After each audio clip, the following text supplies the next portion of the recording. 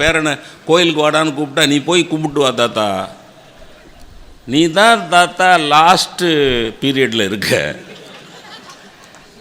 அதாவது கடைசி காலகட்டத்தில் நீ தான் தாத்தா இருக்கிற, நீ தான் கடவுளை பார்த்து விண்ணப்பம்லாம் வைக்கணும். எனக்கு இன்னும் நிறைய காலம் இருக்குது தாத்தா, நீ போயிட்டு வா தாத்தா, போய் நல்லபடியாக கும்பிட்டு வா தாத்தா. கடவுள்னு ஒருத்தர் இருந்தார்னா அப்படின்னு நிறுத்திட்டான். இது சத்தியமாக எனக்கு விளங்கலை. என்ன சொல்கிறான்? கடவுள்னு ஒருத்தர் இருந்தார்னா உங்களை ரொம்ப நாள் வாழ வைப்பாருங்கிறானா, இல்லை சடக்குன்னு தூக்கிடுவாருங்கிறானா, எதை சொல்கிறானே தெரியல. எல்லாம் அவங்க கூப்பிட்டு தான் இருப்பாங்க. இன்றைக்கி எனக்கு ரொம்ப ஒரு பேரதிர்ச்சி என்னென்னா, இப்போ இந்த தலைமை தாங்கிறதுக்கு ஒரு காவல்துறை ஆய்வாளர் தான் போட்டுக்கிறாங்க, மங்கையர்கரசி அம்மா. ஆனால் நம்ம மாவட்ட ஆட்சியர் வந்துட்டார். வந்தோடனே நான் நீங்கள் வந்தது எனக்கு ரொம்ப மகிழ்ச்சி அப்படின்னேன். அவர் உடனே நான் உங்களுக்கு மருமகன்னார். எனக்கு 73 வயசாச்சு, எனக்கு பொம்பளை பிள்ளை கிடையாது, எனக்கு 2மே பசங்க. பொம்பளை பிள்ளையே இல்லாத எனக்கு எப்படிடா மருமகன்? நான் உங்கள் மருமகன் அப்படின்ட்டார். அது என்னடான்னு விசாரித்து பார்த்தா, எங்கள் பெரியப்பா ஒருத்தர் கடலூர் பகுதியில் காவல்துறையில் இருந்தாங்க. அவங்க பொண்ணு இப்போ மூத்த அக்கா, எனக்கு சாந்தான்னு பேர். அவங்க என்னோட உறவு முறையில் கசின்னு சொல்கிறோம் இல்லையா, ஒன்று விட்ட அக்கா. அவங்களோட ரொம்ப நெருங்கின தொடர்பில் இருந்து அதுக்கப்புறம் அவங்க ஒரு பகுதிக்கு போயிட்டாங்க, விழுப்புரம் போயிட்டாங்க, நாங்கள் சிவகாசி போயிட்டோம். அப்படியே தொடர்பே அற்று போய்விட்டது. இந்த வாணியம்பாடி முத்தமிழ் மன்றத்துக்கு நான் வாழ்நாள் எல்லாம் கடமைப்பட்டிருக்க வேண்டும். ஆனால் இவ்வளோ பெரிய இடைவெளிக்கு பிறகு என் வாழ்க்கையில் ஒரு மருமகனை கொடுத்து உதவி இருக்கிறீர்கள். எவராலையும் செய்ய முடியாத சாதனையை வாணியம்பாடி முத்தமிழ் மன்றம் செய்திருக்கிறது. அந்த என்னோட அக்கா சாந்தாவுடைய மருமகன், சாந்தாவுடைய மூத்த மகளுடைய கணவனார். அதனால் எங்கள் குடும்பத்தில் வாழ்க்கைப்பட்டதற்காக இவரை நான் வாழ்த்துகிறேன். வாக்கப்படுறது ஆம்பளை வாக்கப்படுறோமா பொம்பளை? சரி, அது அவங்க வசதியை பொறுத்து. அதில் சிவபூஜையில் அவர் சொன்னார், நானும் சொல்லிடுறேன். சிவபூஜையில் கரடிங்கிறதெல்லாம் சும்மா. சிவபூஜையை ஸ்ரத்தையாக செய்து கொண்டிருந்தால் கரடி வந்தாலும் சிங்கம் வந்தாலும் புலி வந்தாலும் ஒரு பிரச்சனையும் வராது. சிவபூஜையில் அக்கறை இல்லாமல் அறகுறையாக செஞ்சுக்கிட்டு இருந்தால் தான் கரடி நுழையிறது தெரியும். சிவபூஜையிலே லயிச்சு போயிருக்கிறோம். கல்லை கட்டி கடலில் போட்டால் ஒருத்தர் மிதக்கிறாரு. அப்பர் சுவாமிகள் திருநாவுக்கரசர் கல்லை கட்டி கடலில் போட்டால் மிதக்கிறாரு. கல்லை கட்டி கடலில் போட்டதை விடவா கரடி குறுக்க வர்றது பெரிய பிரச்சனை? அதில் சிவபூஜையில் கரடி வரணும். சிவபூஜையில் கரடி வந்தால் தான் சிவபூஜையை அவன் ஒழுங்காக செய்கிறானாங்கிறத கண்டுபிடிக்க முடியும். இப்போ இந்த கரடி இந்த பூஜை ஒழுங்காக நடக்கிறதான்னு பார்க்குறதுக்காக வந்துருக்கு. அதில் அந்த பேர் பாருங்களேன், சிவன் அருளோ அப்படின்னு போட. அதாவது சுந்தரமூர்த்தி சுவாமிகள் தன்னோட காதலியை பார்த்து, இங்கே அது ஒரு நுணுக்கமான இடம் பெரிய புராணத்தில். ஒரு காதலியை கொஞ்சுறவன் என்ன வார்த்தைகள் சொல்லி கொஞ்சுவான்? பொதுவாக உங்கள்கிட்ட கேட்கக்கூடாது, இந்த பொண்ணு தலையாட்டுது. ஒரு இளைஞனை யாராக இருந்தால் கேட்கலாம்னா ஒரு இளைஞனையும் காணும். இந்த இருக்கான் ராஜா, உனக்கு ஒரு காதலி இருந்தால்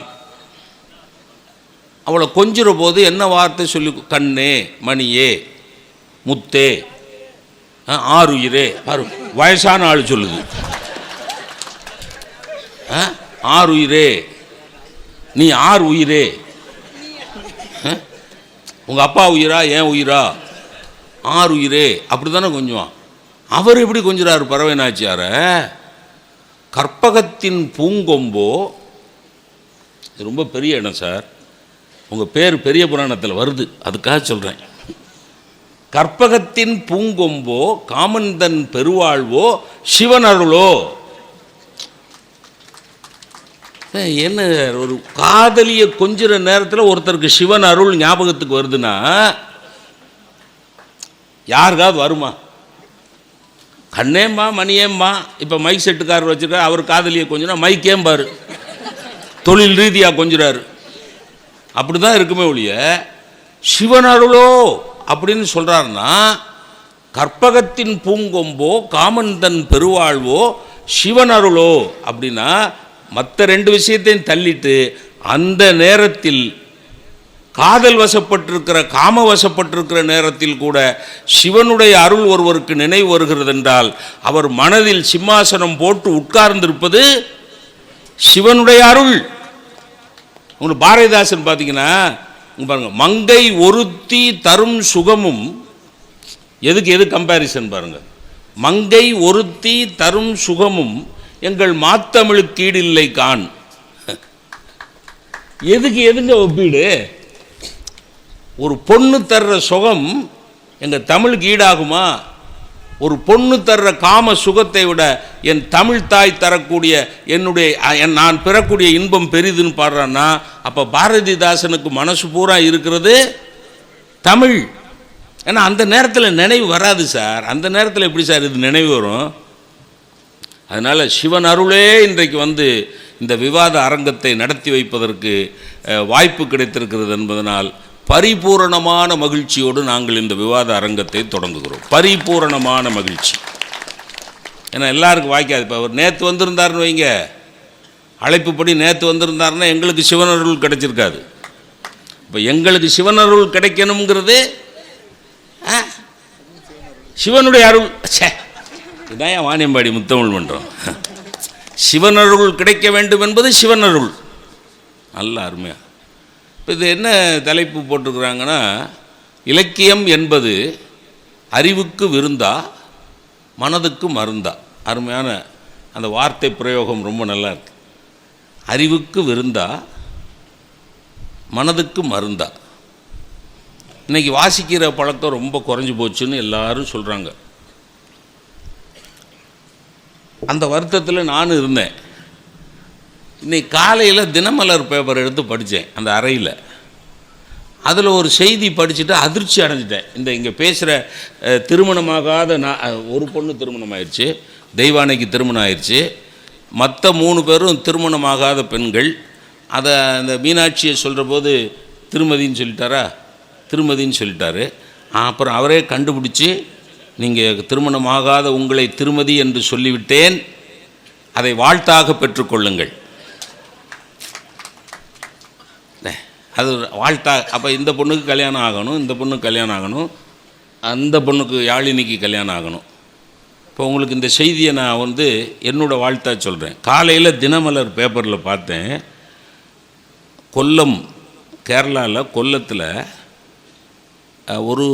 ஒரு சமூக சேவகர், ஒரு இஸ்லாமிய சகோதரர் இஜாஸ் ஹக்கீம் அப்படின்னு ஒரு சமூக சேவகர், அவருக்கு திருமணம் பேசியிருக்காங்க.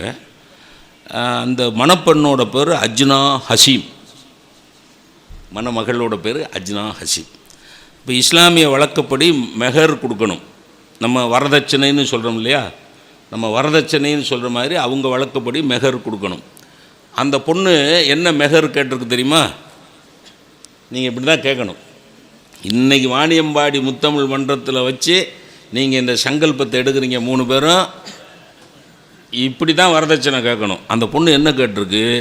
எனக்கு காசு பணம் நகை எதுவும் வேணாம், 80 புஸ்தகம் வேணும். என்னென்ன புஸ்தகம் வேணும்னு லிஸ்ட்டு கொடுத்துருக்கு, பட்டியல் கொடுத்துருக்கு. மணமகன் பெரிய சிரமத்துக்கு ஆளாயிட்டான். ஏன்னா அது போட்டிருக்க பட்டியலில் இருக்கிற புத்தகங்களை கண்டுபிடிக்கிறதுக்கு பல புத்தக கடைகளுக்கு போயிருக்கான். சிலது கிடைச்சிருக்கு, சிலது கிடைக்கல. அப்புறம் ஆன்லைனில் புக் பண்ணி கண்டுபிடிச்சி 80 புத்தகத்தையும் சேகரித்து கொண்டு போய் கொடுத்து கல்யாணம் பண்ணியிருக்கான். ஆக இனிமேல் திருமணம் ஆகக்கூடிய பெண்கள், இதை நான் ஏன் தைரியமாக சொல்கிறேன்னா, எனக்கு திருமணம் ஆயிடுச்சு. ஏன்னா ஏன் கொஞ்சம் எனக்கு மணமகளாக வந்தவா அப்படி கேட்டுட்டான்னு வைங்க, நான் எங்கே போய் அலையிறது? 80 புத்தகங்களை தேடி கண்டுபிடித்து கொடுத்து ஒரு திருமணம் நடந்திருக்கிறது என்றால், அந்த மணமகன் அந்த திரைப்படத்தில் வர்ற மாதிரி புத்தம் புதிய புத்தகமே உன்னை புரட்டி பார்க்கும் புலவன் நான் என்று தாராளமாக பாடலாம். ஏன்னா புரட்டுறதுக்கு 80 புத்தகம் இருக்குது. 81 அதான் கலெக்டர் 80க்கு 100 கொடுத்திருக்கார். 100 கொடுத்தார். 100 இல்லை 81 புத்தகத்தை புரட்டுற 80 கேட்டது 100 கொடுத்தது. ஓ ஓ சரி சரி. இப்போ புத்தகங்களை வாசிக்கிற பழக்கம் அருகி போய்விட்டது என்று வேணுமானால் சொல்லலாமே ஒழிய அழிந்து போய்விட்டது என்று சொல்வதற்கில்லை. அழிந்து போயிருந்தால் இப்படி ஒரு சம்பவம் நடந்திருக்காது. அதில் இலக்கியம் ரொம்ப பெரிய ஒரு வரம். அது நம்ம படிக்கிறது இல்லைங்கிறது தான் பெரிய துரதிருஷ்டம், பெரிய தீயூள். சலிக்காத இன்பம்ங்கிறது இலக்கியம் படிக்கிறது தான். மற்ற எல்லா மகிழ்ச்சியும் சலிச்சு போகும். எவ்வளோ நேரம் சாப்பிடுவீங்க? என்ன வேணாலும் ஆம்பூர் பிரியாணியாக இருக்கட்டும், வாணியம்பாடி பிரியாணியாக இருக்கட்டும், அரை பிளேட் சாப்பிடுவீங்களா, ஒரு பிளேட் சாப்பிடுவீங்களா? அதுக்கப்புறம் போதுண்ணே இன்னும் ஒரு பிளேட் சாப்பிடுங்க. இல்லைண்ணே சாப்பிடுங்கண்ணே, 1.5 பிளேட் சாப்பிட்டீங்கன்னா அது வாணியம்பாடி பிரியாணியாக இருந்தாலும் அப்படி தான்.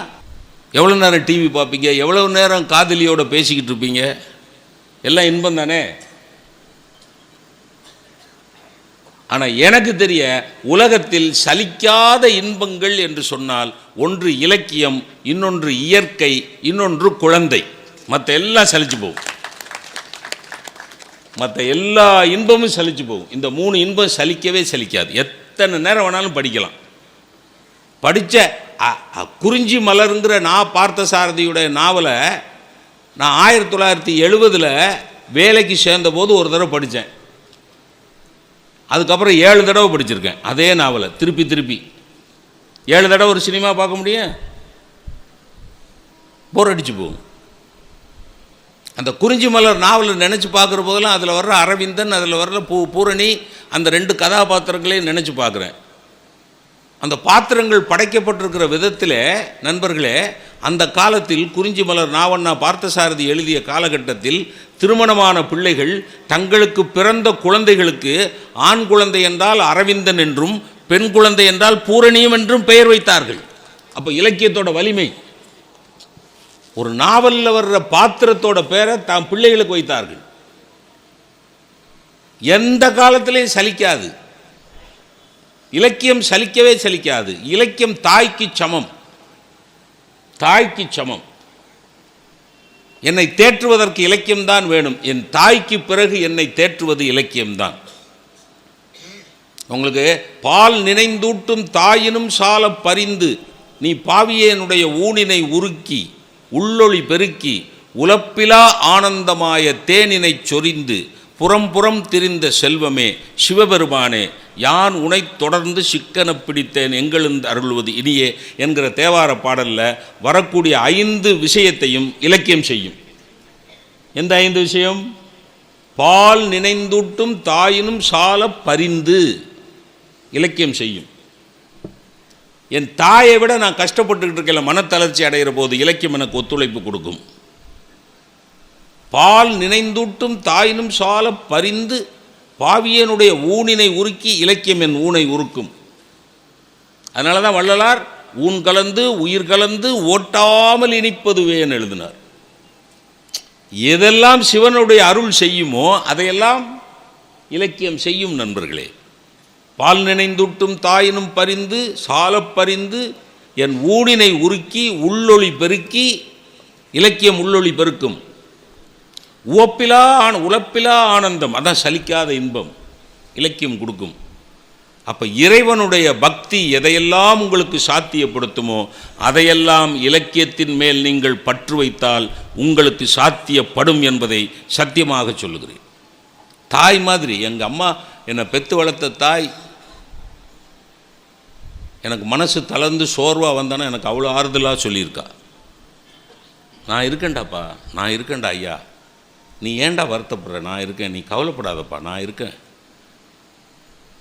அவளால் ஒன்றும் செய்ய முடியாது சார். எனக்கு 50 வயசு ஆகையில் அவங்களுக்கு 70 வயசு, 75 வயசு. 75 வயசில் அவங்க என்ன செய்வாங்க? அவங்களே தளர்ந்துருக்காங்க. அவங்களால ஒன்றும் செய்ய முடியாதுன்னு தெரிஞ்சுக்கிட்டே சொல்கிறாங்க, நான் இருக்கேன்டா ஐயா, நான் இருக்கிற வரைக்கும் நீ தளர்ச்சி அடையவே கூடாது அப்படின்னு சொல்லக்கூடிய பக்குவம் யாருக்கு இருக்கும்? தாய்க்கு தான் இருக்கும், பெத்த தாய்க்கு தான் இருக்கும். நான் சந்தோஷமாக இருக்கேன்னா அந்த சந்தோஷத்தை ரெட்டி பார்க்குற தைரியம் யாருக்கு இருக்கும்? தாய்க்கு தான் இருக்கும். அப்போ நான் மகிழ்ச்சியாக இருக்கிற போது மகிழ்ச்சியை பெருக்குவதும், இருக்கிற போது தளர்ச்சியை சுருக்குவதும் யாரால் முடியும்? தாயால் முடியும். அந்த ரெண்டுமே இலக்கியத்தாலும் முடியும். நான் மகிழ்ச்சியாக இருக்கிற போது என் மகிழ்ச்சியை பெருக்குவதும், நான் தளர்ச்சியாக இருக்கிற போது என் தளர்ச்சியை போக்குவதும் தாயாலும் முடியும், இலக்கியத்தாலும் முடியும். என்றால் நண்பர்களே, இலக்கியம் என்பது இறைவனுக்கு சமம், இலக்கியம் என்பது பெற்ற தாய்க்கு சமம். இலக்கியம் என்பது முதல் சொன்னது இறைவனுக்கு சமம், ரெண்டாவது இலக்கியம் என்பது பெற்ற தாய்க்கு சமம். அதனால தான் ஆங்கிலத்தில் ஒருத்தர் சொன்னால் literature is the mirror of life அப்படின்னா, அதை தான் தலைப்பாக கொடுத்துருக்காங்க. Literature is the mirror of life அப்படின்னா வாழ்க்கையின் கண்ணாடி இலக்கியம் அப்படின்னு சொன்னான். ஏன் கண்ணாடின்னு சொன்னான் தெரியுமா? கண்ணாடி முகம் பார்க்குறது. இந்த பொட்டு வச்சுருக்க அந்த பொட்டு வச்சுருக்குல்ல, ஏன்னா இப்போ உள்ள மாடர்ன் கேர்ள்ஸு நோ, அந்த அந்த அந்த நடிகை பேர் மறந்து வச்சு, வடநாட்டில் ஒரு நடிகை, ஒரு உயரமாக இருப்பா, அவள் பேர் மறந்து வச்சு. அவள் பேர்லாம் ஞாபகத்தில் இருக்கணும்னு அவசியம் இல்லை. என்னம்மா அது பாடகிப்பா, நடிகை அவள் பேர் மறந்துச்சு. அவள் ஒரு பேட்டியில் சொல்லியிருக்கா, என்ன மேடம் தாலியை ரிஸ்ட்டில் கட்டியிருக்கீங்க, ரிஸ்ட்டில் கட்டிட்டு தாலியை கட்டிட்டு வந்திருக்கா ஒரு பேட்டிக்கு. என்ன மேடம் ரிஸ்ட்டில் கட்டியிருக்கிறீங்கன்னு கேட்டிருக்கான் அவன். அதுக்கு அந்த பொண்ணு பதில் சொல்லியிருக்கா, நான் சாரீ கட்டினா கழுத்தில் கட்டுவேன் தாலியை, சுடிதார் போட்டால் ரிஸ்ட்டில் தான் கட்டுவேன்ருக்கா. சுட்டு கொல்ல வேண்டாம். இதெல்லாம் நீங்கள் தான் கவனிக்கணும். மாதிரி கலெக்டர்கள், டிஎஸ்பி, எஸ்பி யாரையோ சுடுறதுக்கு பதிலாக இதுகளெல்லாம் சுட்டுறணும். இதுங்களா இதுகளெல்லாம் சுட்டுறணும். ஏன்னா சிவில் கோர்ட்டில் 185 வழக்கு காதல் திருமணம் பண்ணவங்க விவாகரத்து கேட்டு வந்தது தான். அதனால் காதலன் கணவனாகி காதலனாகவே தொடர வேணும். ரொம்ப மீனாட்சி, எங்கேயோ இந்த உலகத்தில் ஒரு சொக்கநாதன், ஏன்னா இனிமேல் பிறக்க போகிறதில்ல, இனிமேல் சொக்கநாதன் பிறக்க போகிறான், எங்கேயோ பிறந்திருக்கிறான், அவனுக்கு வாழ்த்துக்கள். முழுக்க முழுக்க காதல் தான். யாயும் யாயும் யாராகியரோ எந்தையும் நொந்தையும் எம்முறை கேளு, பேசுவது கிளியா. சே, அதை அவர் பாடின உடனே தெய்வான முகம் மலருமா? மலராது, பதறும்.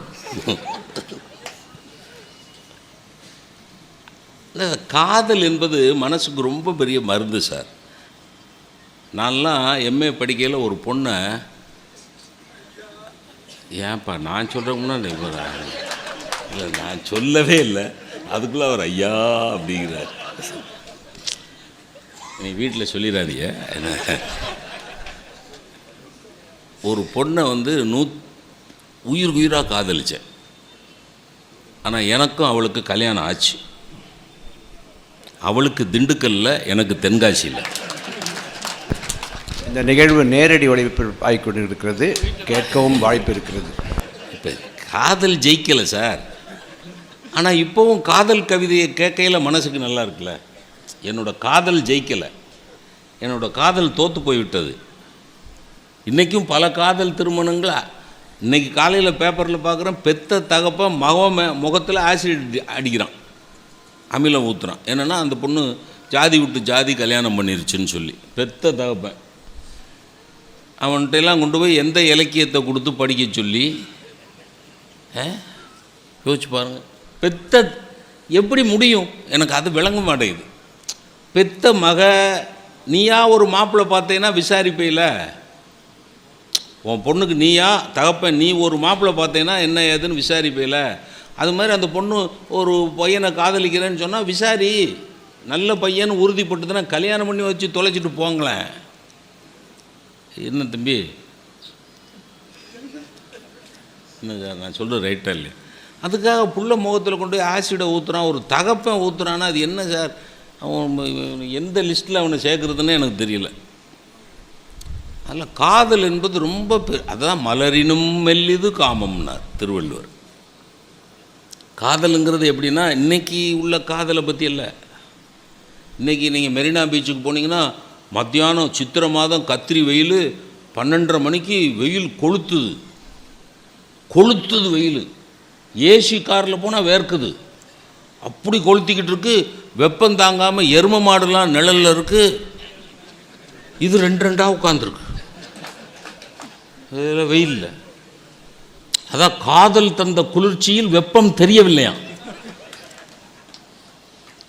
இது லூசுத்தனம் இதெல்லாம். என் மாணவன் ஒருத்தன் காதல் கவிதை எழுதுனா, கண்ணே உன்னிடம் நான் என்ன சொன்னேன், சொன்னது இந்த பயவுல அதுகிட்ட கேட்குறான். கண்ணே நான் உன்னிடம் என்ன சொன்னேன், காதலிப்பதாகத்தானே சொன்னேன், எதற்காக செருப்பை எடுத்து காண்பித்தாய்? அதில் கவிதை இல்லை, அடுத்து தான் கவிதை. உன்னை காதலிப்பதாகத்தானே சொன்னேன், எதற்காக செருப்பை எடுத்து காண்பித்தாய்? ஓஹோ, செருப்பும் காதலின் சின்னம் தானே, ஒன்றை பிரிந்தால் இன்னொன்று வாழ முடியாதல்லவா? எங்கே போயிட்டான் சார்? ஒத்த செருப்பை வச்சுக்கிட்டு பார்த்திபன் படம் பண்ணலாம். ஒத்த செருப்பை வச்சுக்கிட்டு பார்த்திபன் படம் பண்ணலாம். நம்ம என்ன பண்ணுறது ஒத்த செருப்பை வச்சுக்கிட்டு? அதனால சில பேர் பஸ்ஸில் ஏறையில் ஒரு செருப்பு கலண்டு விழுந்துருச்சுன்னா இன்னொரு செருப்பையும் கழட்டி போட்டுருவான், வேறு எவனுக்காக உபயோகப்படட்டும்னு. அவனெல்லாம் தர்ம சிந்தனை உள்ளவன். இதெல்லாம் காதல் கிடையாது. ஆனால் நிஜமான இலக்கியத்தில் வந்த காதல் கவிதைகள் மனதை வருடி கொடுப்பதைப் போல, மனதை மயிலிறகால் வருடி கொடுக்கிற ஒரு பக்குவம் நம்முடைய சங்க இலக்கிய பாடல்களில் இருந்து பாரதிதாசன் பாடல்கள் வரையில் உள்ள காதல் கவிதைகளுக்கு உண்டு. அதை அவங்க ரொம்ப அருமையாக பேசினாங்க. மனசுக்கு தான் அது மருந்து. அதுவும் குரல் வளம் இருக்க, நல்ல குரல் அப்படி இருக்கணும். வெடிப்புற பேசு நாம் பாருங்க, பாரதி நல்லா பேசினான். இப்போ அறிவுக்கு விருந்தா இல்லையா? அறிவியல் என்கிற வார்த்தையில் அறிவு இருக்குது, ஆனால் அறிவியல் விருந்து அப்படின்னு நம்ம சேர்த்து சொல்வதில்லை. அறிவியல் விருந்து கிடையாது. இது ஏன் விருந்து அப்படின்னு சொல்கிறோம்னா, இப்போ ஒரு உதாரணம் சொல்கிறேன் பாருங்களேன். பாரதியார் ஒரு 4 வரியில் 2ஐயும் சொன்னார். வயிற்றுக்கு சோறிட வேண்டும் இங்கு வாழும் மனிதருக்கெல்லாம், பயிற்றி பல கல்வி தந்தே இந்த பாறை உயர்த்திட வேண்டும். வயிற்றுக்கு சோறிடுதல் என்பது என்னை பொறுத்தவரையில் மனதுக்கு மருந்திடுதல். நீங்கள் பசியோடு இருக்கிறவன்கிட்ட போய் நீங்கள் பகவத்கீதை சொல்லி பாருங்கள். 10 நாள் சாப்பிடாதவன்கிட்ட போய் பரித்ராணாய சாதுனாம் சப்புன்னு அடிச்சிருவான். 10 நாளை சாப்பிடாமல் கிடக்க, ஒரு சோறு வாங்கி கொடுப்பியா, ஒரு பன்னு வாங்கி கொடுப்பியா, ஒரு 2 இட்லி வடை வாங்கி கொடுப்பியான்னு பார்த்துக்கிட்டு உட்காந்துருக்கேன். பரித்ராணாய சாதுனாம். ஓ, உனக்கு சமஸ்கிருதம் பிடிக்கவில்லை என்றால் திருக்குறளிலிருந்து ஒரு திருக்குறள் சொல்லவா, செத்து போவ. வயிற்றுக்கு அது அந்த வரியில் அழகு என்ன தெரியுமா? வயிற்றுக்கு சோறிட வேண்டும். வயிற்றுக்கு வெறுமனே சோறிட வேண்டும்னு சொல்லலை. எங்கள் சோறு என்னங்க மூக்குக்கா விடுவோம் என்ன சார்? மூக்குக்கா சோறு கொடுப்போம், கண்ணுக்கா சோறு, காதுக்கா சோறு, வயிற்றுக்கு தானே சோறு. அப்புறம் எதற்கு கவிஞன் வயிற்றுக்கு சோறிட வேண்டும் அப்படின்னு வயிற்றுக்குன்னு ஏன் ஸ்பெசிஃபை பண்ணுறான்? சிந்திச்சிங்களா? பசிக்கிற வயிற்றுக்கு ஒரு அர்த்தம். எவ்வளவு எங்கள் ஊரில் திருநெல்வேலி மாவட்டத்துக்கு வந்தீங்கன்னா வயிற்றுக்கு சாப்பிடுப்பாம்மா. திருநெல்வேலி மாவட்டத்துக்கு வந்தீங்கன்னா வயிற்றுக்கு சாப்பிடுயா, வஞ்சகம் பண்ணாதையா, வயிற்றுக்கு வஞ்சகம் பண்ணாத, வயிற்றுக்கு சாப்பிடு. வயிற்றுக்கு சாப்பிடுன்னா என்ன அர்த்தம்? எக்ஸஸாக சாப்பிடாத, உன் வயிற்றுக்கு எவ்வளவு வேணுமோ அவ்வளவு சாப்பிடு. அள்ளிக்கு ஓசியில் கிடைக்குதுன்னு சொல்லி கொத்தனார் சாந்து அப்புறம் மாதிரி அப்பாத ஒமட்டும். வயிற்றுக்கு சோறிட வேண்டும். இன்னொன்று என்ன தெரியுமா? யாருக்கு சோறிட வேணும்? தின்னுட்டு திண்ணையில் படுத்து தூங்குறவனுக்கு சோறிடக்கூடாது. இங்கு வாழும் மனிதருக்கெல்லாம், எவனெல்லாம் தமிழுக்காக வாழுகிறானோ, எவனெல்லாம் சமுதாயத்துக்காக வாழுகிறானோ, எவனெல்லாம் தேசத்துக்காக வாழுகிறானோ, அப்படி வாழக்கூடிய மனிதர்களுக்கு வயிற்றுக்கு சோறிட வேண்டும். அதான் அதுக்கு வரி. வயிற்றுக்கு சோறிட வேண்டும். இங்கு வாழும் மனிதருக்கெல்லாம் பயிற்றி பல கல்வி தந்தே. அப்போ மனசை சந்தோஷப்படுத்துறது சாப்பாடு, கல்வி, அறிவை சந்தோஷப்படுத்துறது. இந்த அறிவுங்கிறது என்ன? எல்லாரும் திருக்குறளை பேசுகிறீங்களே, திருக்குறளில் ஒரு இடம் இருக்குது, எப்பொருள் யார் யார் வாய் கேட்பினும் அப்பொருள் மெய்ப்பொருள் காண்பது அறிவு அப்படின்னு ஒரு திருக்குறள் இருக்குது. எப்பொருள் எத்தன்மை தாயினும் அப்பொருள் மெய்ப்பொருள் காண்பது அறிவு அப்படின்னு ஒரு திருக்குறள் இருக்குது. அதில் அந்த யார் யார் வாயின்னு ஏன் 2 யார் போட்டார் யோசிச்சிங்களா? எப்பொருள் யாரிடம் கேட்பினும்னு போட்டாலும் யாப்பு தட்டாது. எப்பொருள் யாரிடம் கேட்பினும் அப்பொருள் மெய்ப்பொருள் காண்பது அறிவு, யாப்பு தட்டாது, கரெக்டாக இருக்கும். அவர் ஏன் எப்பொருள் யார் யார் வாய் கேட்பினும்? அது கலைஞர் கருணாநிதி ஒரு விளக்கம் எழுதினார். யார் யார் வாயிடம் கேட்பினும். இப்போ நான் அனுகிரகா வாய் வழியாக கேட்டாலும், ஐயா ஏன் வாய் வழியாக, இவர் என் வாய் வழி, யார் யார் வாய் வழி கேட்டாலும் அப்படின்னு கலைஞர் ஒரு விளக்கம் எழுதினார். நான் இப்போ ஓய்வு பெற்றுட்டேன்னா நான் உட்காந்து யோசித்தேன். ஏன்னா வேறு வேலை இல்லை. அதனால் உட்காந்து யோசித்தா எனக்கு ஒன்று தோணுச்சு. எப்பொருள் யார் யார் வாய் கேட்பினும்னா, ஒரு யார் பெரியார், இன்னொரு யார் வாரியார். வாரியார் கடவுள் இருக்குங்கிறார், பெரியார் கடவுள் இல்லைங்கிறார். கடவுள் இல்லைன்னு சொல்கிற பெரியாரையும் கேட்டுக்கோ, கடவுள் இருக்குன்னு சொல்கிற வாரியாரையும் கேட்டுக்கோ. 2ல் எது சரின்னு நீ முடிவெடுங்கிறார் திருவள்ளுவர். எப்பொருள் யார் யார் வாய் கேட்பினும், வாரியார் வாய் கேட்பினும், பெரியார் வாய் கேட்பினும் அப்பொருள் மெய்ப்பொருள் காண்பது அறிவு. இந்த ஆராய்ச்சி இலக்கியத்துக்கு வந்துட்டாலே, இந்த ஆராய்ச்சிங்கிற வார்த்தை இலக்கியத்துக்குள்ளே வந்துட்டாலே அது எது சம்பந்தப்பட்டது? அறிவு சம்பந்தப்பட்டது இல்லை. இவ்வளவு நேரம் யோசிச்சிருக்கேன், யோசிச்சு பாருங்கள். அப்போ அந்த அறிவு தேவை என்பதில் 2 கருத்து கிடையவே கிடையாது. அது தெய்வானை ரொம்ப அழகாக சொன்னாங்க. வாழை இலை, தலை வாழை இலை போட்டு பரிமாறினா பஃபே சிஸ்டம், அறுசுவை விருந்து. வாழை இலையில் எல்லாம், அங்கே நகையே இளிவரல் மருட்கை எல்லாம் இருக்குது, நகைச்சுவை எல்லாம் இருக்குது. ஒன்பான் சுவையும் இலக்கியத்தில் இருக்குது. அது தலை வாழை இலை போட்ட விருந்து.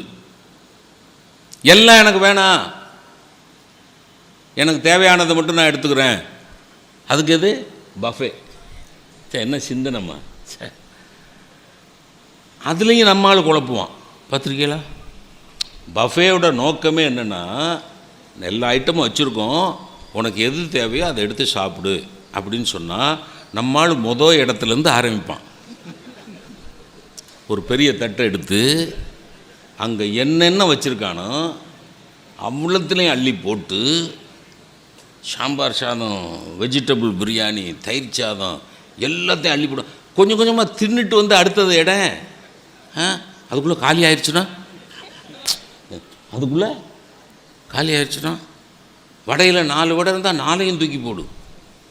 பஃபே சிஸ்டத்தையே தோக்கடிச்சிருவோம் நம்மால். பஃபேங்கிறது என்ன சார் அர்த்தம்? Rich begging. பஃபேனா என்ன? ஒவ்வொரு இடமா போய் தட்டை எழுந்திக்கிட்டு நின்னா அதுக்கு என்னம்மா பேர்? பிச்சை எடுக்கிறது தானே. ஒரு இடமா போயிட்டுன்னா அவன் எடுத்து வைக்கிறான்.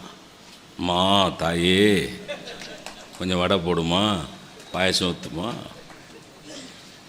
திருக்குறளை பற்றி ஒருத்தன் கேட்டான், ஏப்பா ஒரு இடத்துல மறைக்காமல் கொடுங்கிறாரு, ஒரு இடத்துல எல்லாருக்கும் கொடுக்காதங்கிறாரு. உதவி வரைத்தன்று உதவி, உதவி செய்யப்பட்டார் சால்பின் வரைத்துங்கிறாரு. இன்னொரு இடத்துல இறப்பும் ஓர் ஏர் உடைத்துங்கிறாரு. இன்னொரு இடத்துல இறந்தும் உயிர் வாழ்தல் வேண்டின் பறந்து கெடுக. பிச்சை எடுத்து தான் வாழணும்னா இந்த சாமியே சாவட்டுங்கிறார் ஒரு குறளில். இன்னொரு குறளில் மறைக்காமல் கொடுக்குறவன் இருந்தால் அவன்கிட்ட போய் பிச்சை கேட்குறது பெருமைங்கிறாரு. என்ன மாற்றி மாற்றி பேசிக்கிட்டு இருக்காரு அப்படின்னு நான் சொன்னேன். மாற்றி மாற்றி பேசலப்பா, அதுதான் தெய்வான சொன்னது. அது ஒரு மருந்து கடை மாதிரி. திருக்குறளுங்கிறது மருந்து கடை மாதிரி. எல்லா மருந்தும் அங்கே இருக்கும், எல்லா மருந்தும் இருக்கும். நம்ம போய் எல்லா மருந்துமா வாங்குகிறோம். அண்ணே அடி வயிற்றில் வலிக்குதுண்ணே, ஏதாவது கொடுங்கண்ணே. அவர் உடனே வயிற்ற வலிக்காரன் வயிற்ற வலி மாத்திரை வாங்கிக்கிறான், தலைவலிக்காரன் தலைவலிக்கு மாத்திரை வாங்கிக்கிறான், காய்ச்சலுக்கு மாத்திரை வாங்கிக்கிறான். அப்போ உனக்கு என்ன நோய் இருக்கிறதோ அந்த நோய்க்கான மருந்தை போய் மருந்து கடையில் வாங்குகிற மாதிரி எல்லாமும் நிரம்பி இருக்கக்கூடிய திருக்குறளில் உனக்கு என்ன நோய் இருக்கிறதோ அல்லது உனக்கு என்ன தேவையோ அதை மட்டும் வாங்கிக்கொள் என்பதுதான் திருக்குறள். அறிவா மனசா திருக்குறளில் அப்படிங்கிறது கேள்வி அல்ல. அது அறிவுக்கு விருந்தா இல்லையா? அறிவுடைமைன்னு ஒரு அதிகாரமே எழுதியிருக்கிறாரு. அதெல்லாம் ரொம்ப கள்ளு சாப்பிடாதன்னார், நல்ல வழியில் பணம் சம்பாதின, இதெல்லாம் அறிவுரை தானம்மா. அதில் ஒரு நுணுக்கம் என்னன்னாயா, கள்ளுண்ணாமைங்கிற அதிகாரம் பொருட்பாலில் வருது. பொருட்பால் அரசனுக்கு சொல்லப்பட்டது, அறத்துப்பால் தனி மனிதனுக்கு சொல்லப்பட்டது. அறத்துப்பால் தனி மனிதனுக்கு சொல்லப்பட்ட அறம், பொருட்பால் சமூகம் சம்பந்தப்பட்டது, அரசனுக்கு சொல்லப்பட்ட அறம். அரசனுக்கு சொல்லப்படுற இடத்துல கள்ளுண்ணாமை வருது. ஆனால் அந்த 10 திருக்குறள்லையும் அரசனை பற்றிய வார்த்தையே இல்லை. தனி மனிதனுக்கு தான் அறிவுரை இருக்குது. உணின் உண்க கல்லை, சாப்பிட்னா சாப்பிட்டுக்கோ, சான்றோரால் எண்ணப்பட வேண்டாதான், கள்ளுண்ணா போலில் கழித்தானை காணுங்கால் உள்ளான்கொள் உண்டதன் சோர்வு. எல்லாமே அரசனுக்கு புத்தி சொல்ல வேண்டிய பொருட்பாலில் இருக்கிற அதிகாரத்தில் யாருக்கு புத்தி சொல்லியிருக்கார்? தனி மனுஷனுக்கு தான் சொல்லியிருக்கிறார். ஏன்னா அன்னைக்கே அவருக்கு தெரியும், சொன்னால் அரசு கேட்காது. மூடுங்கோ மூடுங்கோ மூடுங்கோன்னா கேட்காது. என்னைக்கு? 3000 வருஷத்துக்கு முன்னாடி. கேட்காது. அதனால் தனி மனுஷனுக்காக சொல்லி பார்ப்போம். அறிவு தானே அது. குடிக்காதடா, ஏன்டா இப்படி குடிச்சு சீரழிகிற? அது இந்த டாஸ்மாக் வாசல் இல்லையா, நீ இவரை வச்சுக்கிட்டு பேசவும் முடியலை. டாஸ்மாக் வாசலில் பார்த்தீங்கன்னா 60-70 பைக்கு நிற்குதுயா. ஏதோ கல்யாண வீடு வாசல் மாதிரி 60-70 பைக்கு நிற்கிது. அந்த அவன் கம்பி மாதிரி போட்டு அடைச்சி வச்சுருக்கான், அதில் முண்டிக்கிட்டு நிற்கிறான் அவன். இப்போ எனக்கு என்ன ஒரு கேள்வினா, வீட்டிலேருந்து குடிக்கிறதுக்குன்னு பைக்கில் வந்தவன் குடிச்சிட்டு எதில் போவான்? அதே பைக்கில் தானே போகணும். அவன் பைக்கில் வந்துட்டான் சார், இப்போ குடிச்சிட்டான். குடிச்சிட்டு இல்லை அந்த பைக்கில் தான் யதார்த்தமாக பேசுவோம். ஆம்புலன்ஸில் போகிறவன் போட்டும், குடிக்கிறதுக்கு பைக்கில் வந்தவன் லாஜிக்கலி தர்க்க ரீதியாக குடிச்சிட்டு பைக்கில் தானே வீட்டுக்கு போகணும். குடிச்சிட்டு பைக்கில் போகிறவனும் போலீஸ்காரர் நிறுத்துறார், நிறுத்தி ஊது அப்படிங்கிறார். அவன் ஃபூன்னு ஊதுறான், ஃபைன் கட்டுங்கிறார். குடிச்சிட்டு ட்ரங்க் அண்ட் ட்ரைவ். ஏன் டிரைவர் ஒருத்தன் வண்டி பிரமாதமாக ஓட்டுவான். ஒரு நாள் கோயம்புத்தூரில் பேசிட்டு சிவகாசிக்கு போய்கிட்டு இருக்கையில் ஒரு சார்ஜென்ட் ராத்திரி 2:30 மணி நிறுத்திட்டார். நிறுத்தினோடனே அவன் இறங்கினான், டிரைவர் இறங்கினான், ஊது அப்படின்னாரு. அவன் ஃபூன்னு ஊதுனான். குப்புன்னு வாசம் வருது, குப்புன்னு குடித்த வாசம் வருது. ஐயய்ய, இந்த பயலையா நம்ம டிரைவரை வச்சுக்கிட்டு இருக்கோம், குடியார போய் குழியில் கொண்டு இறக்கிடுவானே அப்படின்னு சொல்லிட்டு இனிமேல் இவனை அடுத்த ப்ரோக்ராமுக்கு இவனை கூப்பிடக்கூடாதுன்னு உள்ளே வந்து உட்காந்தான். போகலாமா சார் அப்படின்னா. இருறா, குடிச்சிருக்கியா? இல்லை சார். ஏல, நீ ஊதையில் வாசம் வந்ததுடா. அது அவர் வாயிலேருந்து வந்தது சார். யார் வாயிலேருந்து? ட்ரங்க் அண்ட் ட்ரைவை பிடிக்கிறதுக்கு நிற்கிறாரே, ட்ரங்க் அண்ட் ட்ரைவை பிடிக்கிறதுக்கு நிற்கிற சார்ஜென்ட்டு குடிச்சிருக்கார். அவர் வாயிலேருந்து வருது சார்னா. ஓட்டுறா அடுத்தவர் ஊத சொல்றதுக்குள்ள ஓட்டிடு. தனி மனிதனுக்கு தான் இதை சொல்கிறார், குடிக்காத.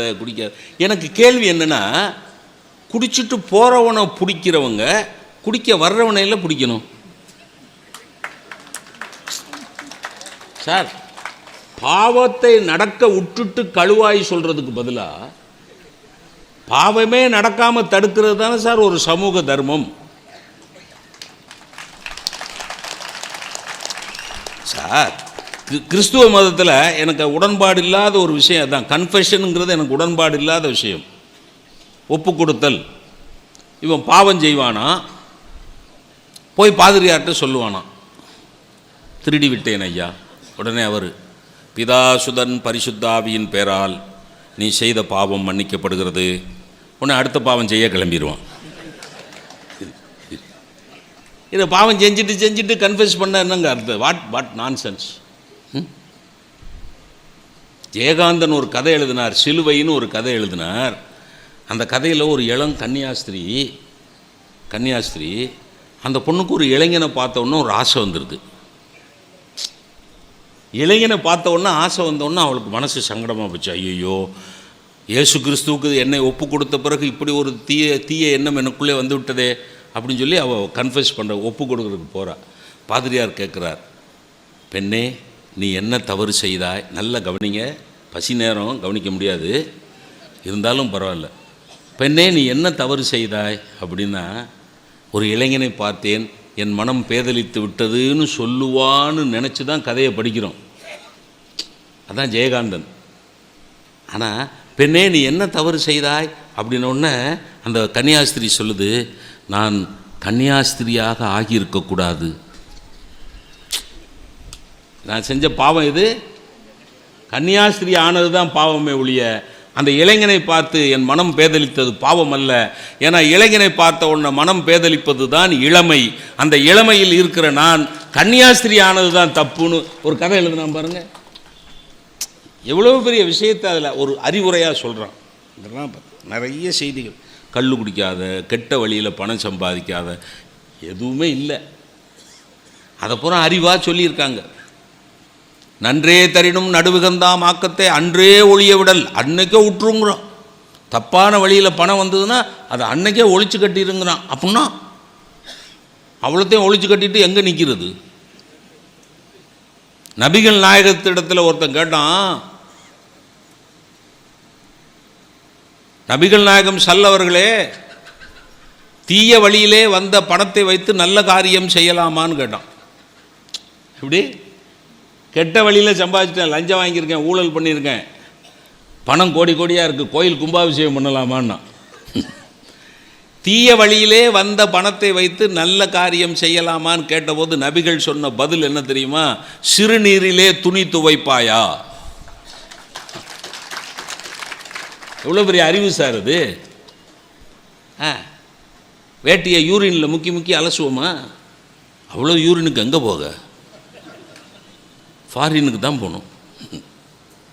இது திருவள்ளுவர் பேசினார் சார். நன்றே ஜாதி பணம் நல்ல வழியில் சம்பாதி, ஜாதி வேற்றுமை, ஜாதி இரண்டொழிய வேறில்லை, ஜாதிகள் இல்லையடி பாப்பா. எல்லாம் அறிவு தானே, எல்லாம் அறிவு தானே.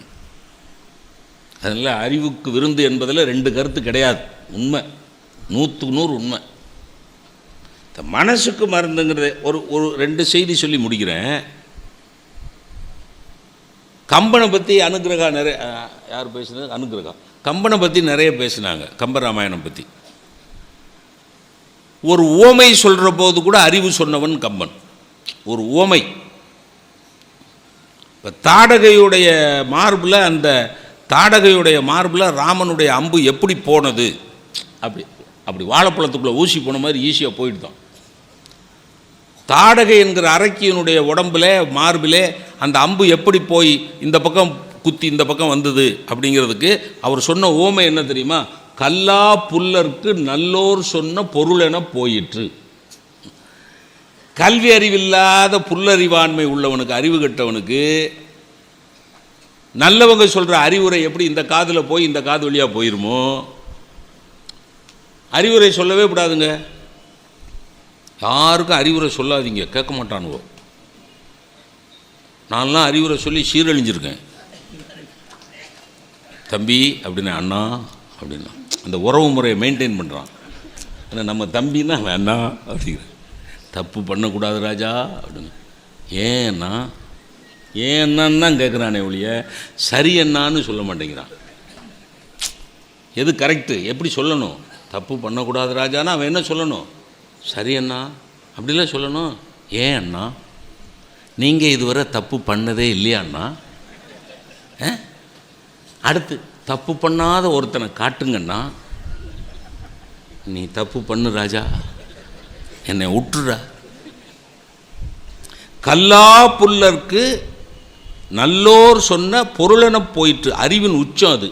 ஒரு ஓமை சொல்கிற போது கூட அறிவுரைகளை கேள் என்று அறிவுரை சொன்னவன் யாரு? கம்பன். அந்த கம்பனை கவிமணி அசஸ் பண்ணார். இதுதான் தீர்ப்பு. இப்போ சொல்கிறது தீர்ப்பு. பிறன்மனை நயவாமை என்று அறிவு சொன்னான். எவ்வளவு பெரிய பலம் உள்ளவனாக இருந்தாலும் அயோக்கியனாக இருந்தால் அழிஞ்சு போவேன்னு அறம் சொன்னார். அவ்வளோ அறிவு சொல்லிக்கிட்டே இருந்த கம்பனை, கம்பராமாயணத்தை கவிமணி தேசிய விநாயகம் பிள்ளை அசஸ் பண்ணார். என்ன எப்படி போட்டார் பாட்டு? என்ன? வெயிற்கேற்ற நிழல் உண்டு, வீசும் தென்றல் காற்றுண்டு, கையில் கம்பன் கவி உண்டு. வெயிற்கேற்ற நிழல் அறிவா, மனசுக்கு சந்தோஷமா? வீசும் தென்றல் காற்று அறிவுக்கு விருந்தா, மனசுக்கு மருந்தா? வெக்கையில் வந்தோம், நல்லா குழு குழுன்னு தென்றல் அடிக்குதுன்னா எப்படி இருக்கும்? அப்பாடா சே. வெயிற்கேற்ற நிழல் உண்டு, வீசும் தென்றல் காற்றுண்டு, கையில் கம்பன் கவி உண்டு, கலந்து பாட நீ உண்டு. காதல்னா அதுதான் காதல். கம்பராமாயணம் படிக்கணும், விளங்கும் காதல். சிந்திச்சு நினைப்பதெல்லாம் நடந்துவிட்டால் தெய்வம் ஏதும் இல்லை. எவ்வளோ பெரிய ஆறுதலாக இருக்குது நமக்கு. நம்ம நினைக்கிறதெல்லாம் நடக்குதா சார்? எதுவுமே நடக்காது. நம்ம நினைக்கிற எதுவும் நடக்காது. உங்களுக்கு ஒரு வாசகமாக சொல்லட்டா, பெரியோர்களே சகோதரர்களே, நாம் நினைப்பதெல்லாம், நீங்கள்னு வச்சுக்கோமே, நீங்கள் நினைப்பதெல்லாம் நடந்துவிட்டால் கடவுள் உங்கள் மேல் பிரியம் வைத்திருக்கிறார் என்று அர்த்தம்.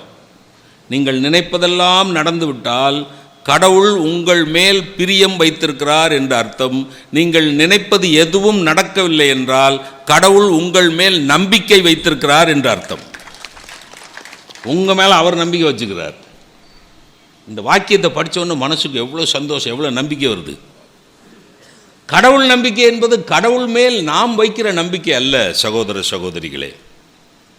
கடவுள் நம்பிக்கை என்பது கடவுள் மேல் நாம் வைக்கிற நம்பிக்கை இல்லை, கடவுள் நம்மேல் வைக்கிற நம்பிக்கைக்கு தான் கடவுள் நம்பிக்கை என்று பெயர். ராமச்சந்திரன் நல்லா பேசுவான், கலெக்டர் நல்ல ஆட்சியாளராக இருப்பார், அனுகிரகா நல்லா பேசும், மீனாட்சி நல்லா பேசும். யார் வைக்கணும் நம்பிக்கை? கடவுள் வைக்கணும். மேடையில் ஏறையில் கடவுள் உனக்கு கங்க்ராட்ஸ் கோ சொல்லணும். கஷ்டம் இல்லாமல் வாழணும்னு ஆசைப்படுறோம், கஷ்டம் இல்லாமலாம் வாழ்கிறோம். பாரதி மனசுக்கு மருந்து போடுறான் சார். அவன் வாழ்க்கை பூரா கஷ்டம், அவன் வாழ்க்கை பூரா கஷ்டம். சாப்பாட்டுக்கு வழி இல்லை, நல்ல துணிமணி இல்லை, எப்போ பிரிட்டிஷ்காரன் அரெஸ்ட் பண்ணுவானோன்னு பயம். இவ்வளவு கஷ்டத்துக்கு மத்தியில் எத்தனை கோடி இன்பம் வைத்தா எங்கள் இறைவா. புரியுதுங்களா? எவ்வளோ பெரிய மருந்து சார் அது. எனக்கு ஒரு குறையும் இல்லை சார், நல்ல சாப்பாடு, நல்ல துணிமணி, எல்லாம் நல்லா இருக்கேன். நானே என்ன சொல்கிறேன், என்ன சார் வாழ்க்கை, செத்து போகலாம் போல வருது சார், சீன்னு வருது சார். எல்லா வசதியும் இருக்குது, எனக்கு எல்லா வசதியும் இருக்குது, ஆனால் மனசுக்குள்ளே ஒரு அசௌகரியம். என் மனசுக்கு ஒரு மருந்து தடவுறான் பாருங்கள். எந்த வசதியும் இல்லாத ஒருத்தன் அசதி இல்லாமல் வாழ்ந்திருக்கான் ஐயா. எந்த வசதியும் இல்லாத ஒருத்தன் அசதி இல்லாமல் எத்தனை கோடி இன்பம் வைத்தா எங்கள் இறைவா. காக்கை குருவி எங்கள் ஜாதி, நீள் கடலும் மலையும் எங்கள் கூட்டம், நோக்கும் திசையெல்லாம் நாம் அன்றி வேறில்லை, நோக்க நோக்க கொண்டாட்டம். சாப்பாட்டுக்கு வழி இல்லாதவன் பாடுறவன் யாரு? சாப்பாட்டுக்கு வழி இல்லாதவன். இன்று புதிதாய் பிறந்தோம் என்ற எண்ணம் அதை திண்ணமுறை வளர்த்து கொண்டு தின்று விளையாடி இன்புற்று இருந்து வாழ்வீர். எதுவுமே அவன்கிட்ட கிடையாது. தின்று விளையாடி இன்புற்று அவன் வாழ்க்கையில் அதுக்கு வாய்ப்பே கிடையாது. ஆனால் அவன் பாடுறான் பாருங்க, அப்போ நமக்கு அது எவ்வளவு பெரிய உந்து சக்தியாக இருக்கிறது. Come on, enjoy your life, be comfortable, சௌகரியமாக இருறா அப்படின்னு அந்த மருந்து. வறுமையா கவலைப்படாத, ஊனமா கவலைப்படாத, நோயா கவலைப்படாத, மரணம் வருதா ஏற்றுக்கோ. இதெல்லாம் இலக்கியம் சொல்லி கொடுக்கிறது. ஒரே ஒரு கேள்வி கேட்டு நான் தீர்ப்பை முடிக்கிறேன். மரணப்படுக்கையில் கிடக்கக்கூடிய ஒருவன் அறிவை மையப்படுத்துகிற இலக்கியங்களை படிக்க சொல்லி கேட்பானா, அல்லது மனதை ஆன்மாவை மையப்படுத்துகிற இலக்கியங்களை படிக்க சொல்லி கேட்பானா? இதுதான் கேள்வி. ஒருத்தன் மரணப்படுக்கையில் கிடக்கிறான், இழுத்துட்டு கிடக்குறது, போகவும் மாட்டேங்குது. எல்லா சாமியும் கும்பிட்றாங்க, உறவுக்காரங்க. 6 நாளாக கிடக்குது சாமி, கொஞ்சம் கண்ணை திறந்து பார்க்க மாட்டியா? அவர் நிறைய லிஸ்ட்டு முன்னாடி இருக்குது. என்னப்பா அவருக்கு முன்னாடி உட்காந்து என்ன வாசிக்கிறாங்க? தேவாரம் வாசிக்கிறாங்க, சிவபுராணம் வாசிக்கிறாங்க, பகவத்கீதை வாசிக்கிறாங்க. நீங்கள் ஒரு mathematics professor, efficient professor, mathematics professor, அவர் சாவ கிடக்கிறார். அவர் மரணப்படுக்கையில் அவர் பேத்தி உட்காந்துட்டு a+b² தாத்தா is equal to a² + 2ab + b² + 2 அப்படில இல்லை அர்த்தம்ல. சாவர நேரத்துலேயும் அந்த சண்டாளத்தனம் தானா? சாவர நேரத்தில் a+b³ இஸ் ஈக்குவல் டுனா பெரிய ஃபிசிக்ஸ் ப்ரொஃபஸர் சாவ கிடக்கிறார், ஆர்கிமிடிஸ் பிரின்சிபலாக வாசிப்பீங்க. புரியுதா? இலக்கியம் என்பதுனா இலக்கியத்தோட நோக்கம் என்ன? மனதுக்கு மருந்து. உங்களை அது விடுங்க, நடைமுறை உதாரணம் சொல்லிட்டா வாவு சிதம்பரம் பிள்ளை மரணப்படுக்கையில் இருக்கிறார். என்று தனியும் எங்கள் சுதந்திர தாகம் என்கிற பாரதியார் பாட்டைத்தான் பாடச் சொல்லி பாரதியார் பாடல்களை செவிகளில் வாங்கி கொண்டேதான் வஉசி மரித்தார். அப்போ மரணப்படுக்கையில் கூட மனசுக்கு சாந்தி தருவது இந்த இலக்கியங்கள். நிறைவு பண்ணுறேன். திருக்குறள்னு சொன்னதுனால சொல்கிறேன். ஒற்றை திருக்குறளில் 1330 திருக்குறளையும் அடக்கிடலாம். ஒற்றை திருக்குறளில் 1330 திருக்குறளையும் அடக்கிடலாம். அந்த ஒரு திருக்குறள் எது? மனத்துக்கண் மாசிலன் ஆதல் அனைத்து அரண் ஆகுல நீரபிற. முடிஞ்சுதா? இன்றைக்கி இந்த திருக்குறள் தான் தேவை. ஏன்னா இன்றைக்கி மனசில் தான் நோய். அறிவுள்ளவன் 1000 பேர் இருக்கான். இன்றைக்கி அறிவு, ஒவ்வொரு துறையிலையும் அறிவு கெட்டிய அறிவு உள்ளவன் நிறைய இருக்கிறான். ஆனால் அவ்வளோ பேரும் மனசில் நோயோடு இருக்கிறான். பாயிண்ட்டை புரிச்சுக்கோங்க நல்லா. எல்லா டிபார்ட்மெண்ட்லேயும் அறிவுள்ள கெட்டிக்காரன் இருக்கான், எல்லா டிபார்ட்மெண்ட்லேயும் இருக்கிறான். ஆனால் மனசில் வக்ரம் பிடித்தவனாக, வன்மம் பிடித்தவனாக, வெறி பிடித்தவனாக, அறிவில் தீட்சண்யம் மிக்கவர்களாக இருக்கிறார்கள். ஆனால் மனதில் நோயாளிகளாக இருக்கிறார்கள். ஆகவே இன்றைக்கு அறிவில் தீட்சண்யமாக இருக்கிறவர்களுக்கு அறிவுக்கு விருந்து தேவையில்லை. அவர்கள் மனநோயாளிகளாக இருக்கிறார்கள். அவர்களுடைய மனதுக்குத்தான் மருந்து தேவைப்படுகிறது. மனதுக்குத்தான் மருந்து தேவைப்படுகிறது என்றால் இன்றைய காலகட்டத்தில் என்னுடைய தீர்ப்பு வேணா யதார்த்தம் சொல்லி முடிக்கிறேன். சோ தர்மன், சாகித்ய அகாடமி அவார்டு வாங்கின சோ தர்மன் இந்த தலைப்புக்கு தீர்ப்பு சொன்னார். அவர் ஒரு பேட்டியில் சொன்னார். அவர் கோவில்பட்டியில் இருக்கிறார். இது நடைமுறை தீர்ப்பு. கோவில்பட்டியில் இருக்கிறார். சாகித்ய அகாடமி விருது வாங்கியிருக்கிறார் இலக்கியத்துக்காக. அவர் சொல்கிறார், எனக்கு 2 பையங்க. ஒரு பையன் இறந்து போயிட்டான், மனைவி இறந்து 5-6 ஆண்டுகள் ஆயிடுச்சு. 2 பையங்க. ஒரு பையன் இறந்து போயிட்டான், இன்னொரு பையன் திருநெல்வேலியில் மனோன்மணியம் சுந்தரனார் பல்கலைக்கழகத்தில் பேராசிரியராக இருக்கிறான். திருநெல்வேலிக்கும் கோவில்பட்டிக்கும் காரில் வந்தால் 1 மணி நேரத்தில் வந்துடலாம். ஆனால் அவன் என்னை பார்க்குறதே இல்லை. யாருக்கு நிலைமை? சாகித்ய அகாடமி விருது வாங்கின தர்மனுக்கு நிலைமை. எனக்கு ஒத்தைக்கு ஒத்த பையன், அந்த பையன் 1 மணி நேரம் பயணம் பண்ணி வாரத்துக்கு ஒரு தடவை, வேணாம் மாதத்துக்கு ஒரு தடவை கூட என்னை பார்க்க மாட்டேங்கிறான். அறிவுக்கு விருந்தா மனதுக்கு மருந்தாங்கிற தலைப்புக்கு சோ தர்மன் தீர்ப்பு எழுதினார். எனக்கு இருக்கிற ஒரு பிள்ளையும் என்னை கவனிக்க மாட்டேங்குது. இந்த நேரத்தில் நான் என் மனதை சாந்தப்படுத்தி கொள்வதற்கு முழுமையாக நான் நம்புவது இலக்கியத்தை தான். இலக்கியம் படைப்பதும் இலக்கியம் படிப்பதும் தான் என் மனதை ஆறுதல் படுத்துகிறது என்று ஒரு சாகித்ய அகாடமி விருது வாங்கிய ஒரு இலக்கிய கர்த்தா சொல்லுகிறார் என்றால், நீங்கள் புராண வழி பார்த்தாலும் நீதி இலக்கியங்கள் வழி பார்த்தாலும், ஏன்னா நம்ம தமிழ் இலக்கியத்தில் நீதி இலக்கியங்களும் புராண இலக்கியங்களும் பக்தி இலக்கியங்களும் தான் அதிகம். புராண இலக்கியங்களை நீதி இலக்கியங்களை எல்லாம் அறிவு சார்ந்து ஆராய்ச்சி செய்தால் பாதிக்கு மேலே தேராது. ஆகவே மனம் நோய்வாய்ப்பட்டிருக்கிறது.